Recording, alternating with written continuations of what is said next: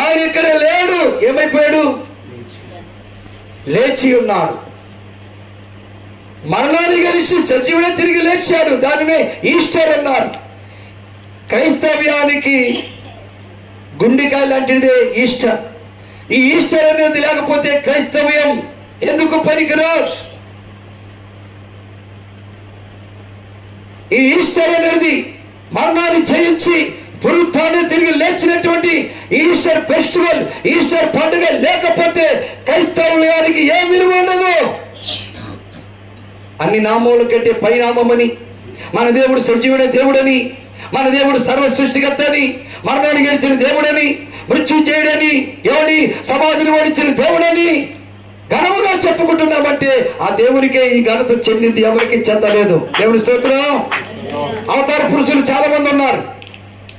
ఏ అవతార పురుషుడికి కూడా ఈ ఘనత రాలేదు. కారణం ఈయనే నిజమైన దేవుడు కనుక, ఈయనే సర్వశక్తివంతుడు కనుక, ఈయన దేవుడి ప్రజలుగా సమస్తాన్ని జయించిన వాడు కనుక, యేసే నిజమైన దేవుడిగా ప్రపంచమంతా కూడా, ఒక దేశంలోనే కాదు ప్రపంచమంతా కూడా మారుమ్రోగింది. ఏమని? యేసు ప్రభు సమాధి తెరవబడి ఉన్నదని. దేవుడికి స్తోత్రం. హల్లెలూయా. ఎందుకంటే ఆయన సజీవుడై తిరిగి లేచాడు. ఎందుకోసమో తెలుసా? పడిపోయిన నిన్ను నన్ను మరలా సరిచేయటానికి, మరలా మనలను కడిగి శుద్ధీకరించడానికి ఆయన చెప్పాడు, ఇదిగో నేను వెళ్ళుట మీకు మంచిది, వేరొక ఆదరణకర్తను భూలోకానికి పంపిస్తారన్నాడు. ఆ ఆదరణకర్త పరిశుద్ధాత్ముడు. ఆ పరిశుద్ధాత్ముడు భూలోకములో సంచారము చేస్తూ ఆయన మందను పోగు చేస్తున్నాడు. ఒక్కొక్కరిని ఈరోజు ఈ ముగ్గురిని ఎలాగైతే ఆయనలోనికి చేర్చాడో అలాగే రేపు మరొకరిని ఆ పరిశుద్ధాత్ముడు చేరుస్తున్నాడు. కాబట్టి మనం పరిశుద్ధాత్ముని యొక్క అండర్లోనికి మనం రావాలి.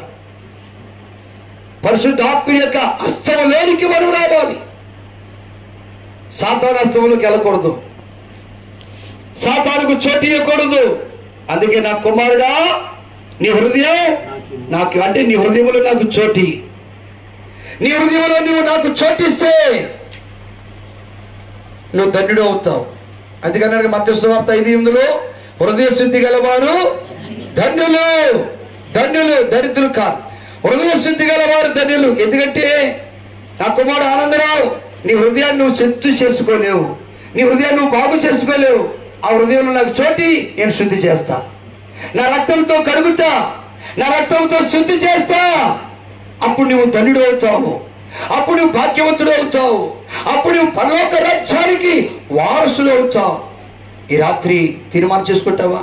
ప్రభువా నా హృదయంలో నీకు చోటిస్తాను, నా మనసులో నీకు చోటిస్తాను. మా కొరకు ప్రార్థన చేసుకుందాం. యేసయ్యా నా